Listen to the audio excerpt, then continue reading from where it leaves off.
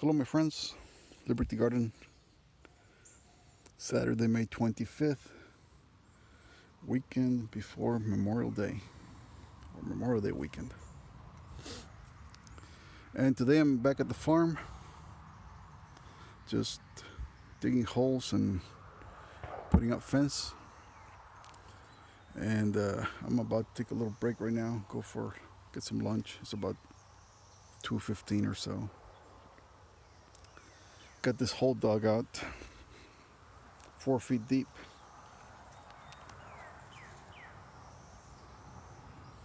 This is a long post hole digger.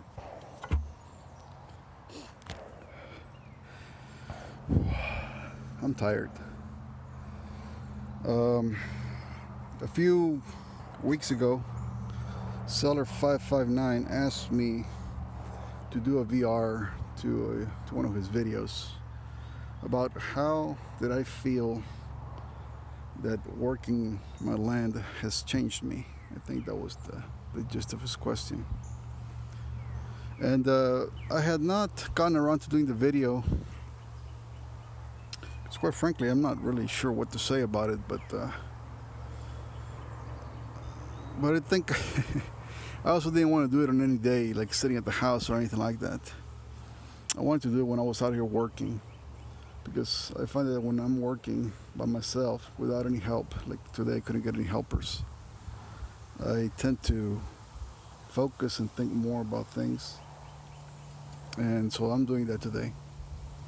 And it's nothing, I guess it's nothing deep or anything like that. But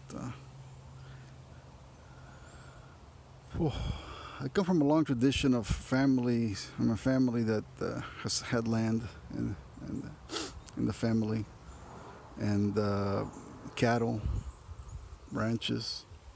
I mean, my grandfather, my uncle, they have ranches that make my little piece of land here look like a small speck on the map. Uh, so I wanted to do something like that too, because I've always been drawn to it. Since I was a kid, I used to spend my summers at the ranch. I used to, get on a horseback and leave all day and not come back until dinner. Those type of things. It was a great part of my formation. It was a great part. It is a great part of who I am now. And I learned a lot of things out there with my grandfather and my great uncle, who were the ones that used to go there all the time with me. They knew a lot of things. Uh, so I got this piece of land, and I've been working it. And I guess until it's not yours and you're really fully vested in it, you're not just like a guest or somebody that tags along or somebody that goes along, you don't really realize how much work it is and how much it takes to be a good steward of land. Uh, it's a lot of work. It's a lot of work, but it's extremely gratifying. I I derive immense pleasure from coming out here once a week, not having to deal with anything in the city, and just work 10, 8 hours. I basically leave here when it's getting dark. And it's hard work. And I'm tired. You can hear it in my voice. I am tired. I am 47 years old and going on 48, and this is work for men that are in their 30s, 20s. But I enjoy it.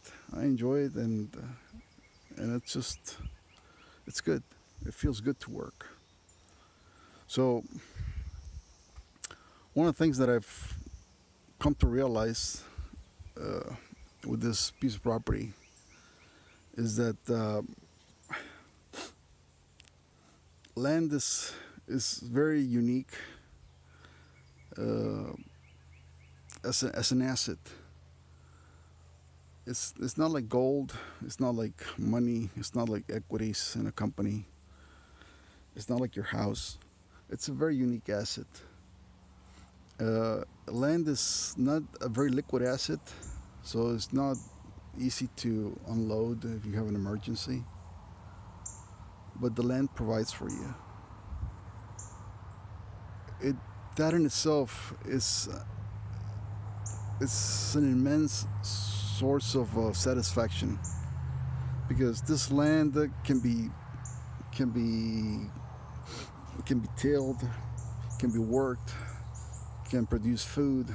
It can have cattle on it. You can have a house on it. You can have timber. You can have wood. You can have anything you want from this land. I mean, we're not for the modern life necessities that we've come to rely on so heavily. A piece of land provides you all you need, from the wood you need to build a house, to the wood you need to keep warm, to the pastures to feed cattle or sheep, to a plot where you can actually grow some food for the winter. Land is just beautiful in that sense. That's something no other asset can replicate. You cannot do that with gold. You cannot do that with having stock in a company or with having money in the bank. Uh, that's I knew this about land, but it's not until I started working on it here that I became fully aware of that, or I kind of lived it. And mind you, I don't have any cattle here yet, and I haven't planted anything, and I don't live here, but I have it. But I have it, and if I had to, I could come out here and live if I wanted to. It's I don't know. It's like a fallback position. So that's one of the things that something in me that has changed the way I perceive land. The other thing is the way I perceive nature. Nature is beautiful. Anywhere you are, anywhere. I come out here. I don't listen to the radio. I don't listen to headphones. I don't do anything but just hold on to that posthole digger and dig a hole and listen, and that's it.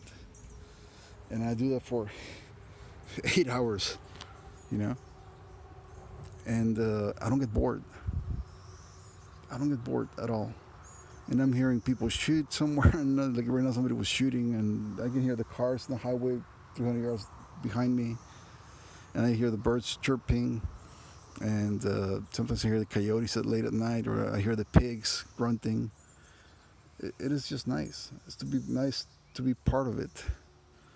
That is also, I've gotten that appreciation for land here as well. So another thing is that it is humbling the amount of hard work that it takes to get anything out of the land.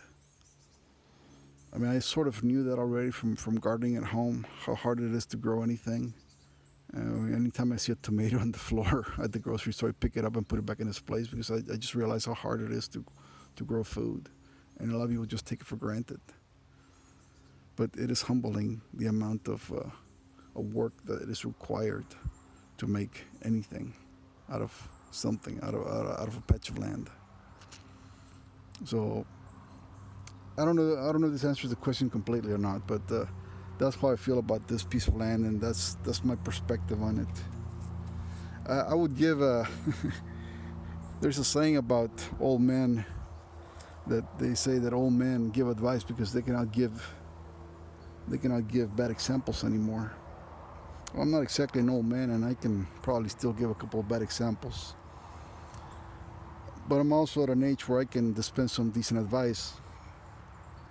And I would say to all these younger people, younger generations coming up, if you're in your early 20s, 30s, you're just trying to make a little position, carve yourself a little niche in society, in life.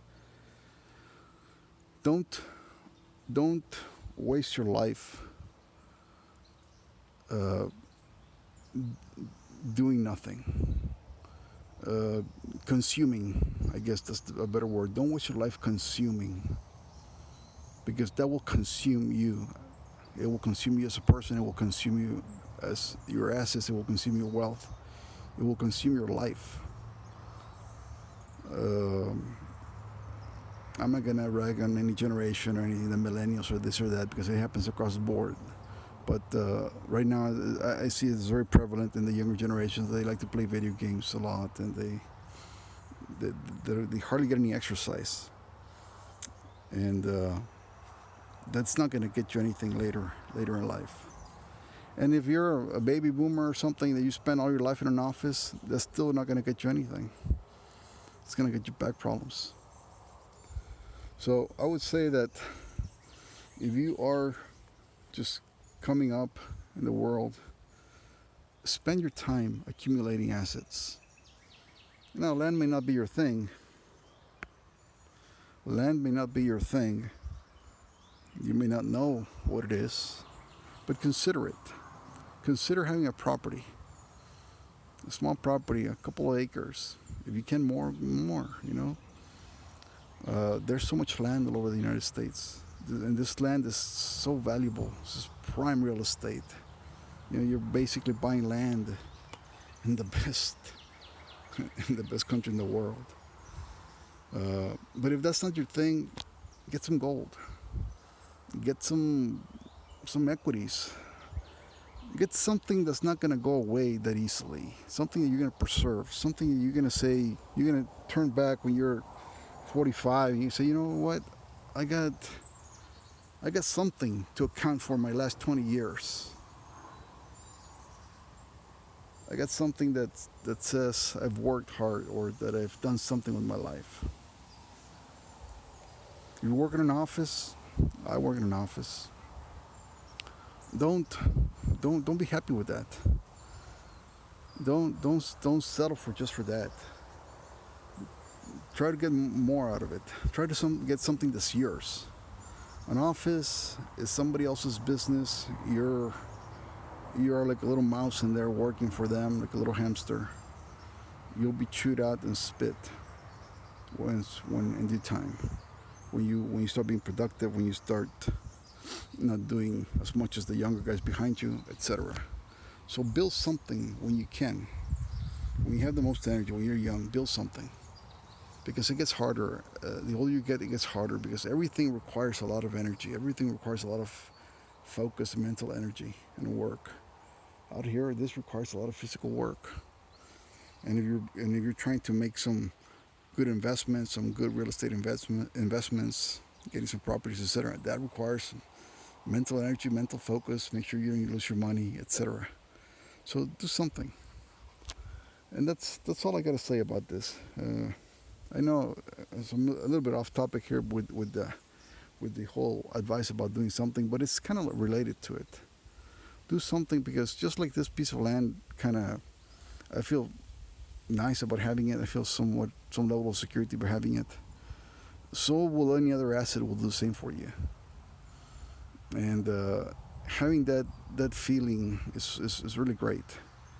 A feeling that you can say, well, if I don't have to go to work, I don't go to work, period. Or if I don't have to take shit from this crappy boss, I don't take shit from him, etc. Build that. Nobody's going to get you that.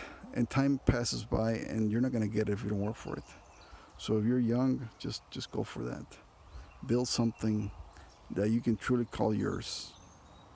And that it's not something that you're going to just like blow it off when you go to the car dealership and you see that shiny SUV that the kids and the wife want. No, I mean something that permanence. I guess the word is build permanence in your life. Permanence. Something that's gonna outlive you. Something you're gonna be able to give on to your kids. Hopefully, something that your kids can work and pass it on to their kids. That's permanence. Strive for that. Anyway, my friends, I hope I answered your question, seller. I'm not sure what else to say about that, but that's more or less how I feel about land and how it has changed my view and my focus working out here. Thanks until next time.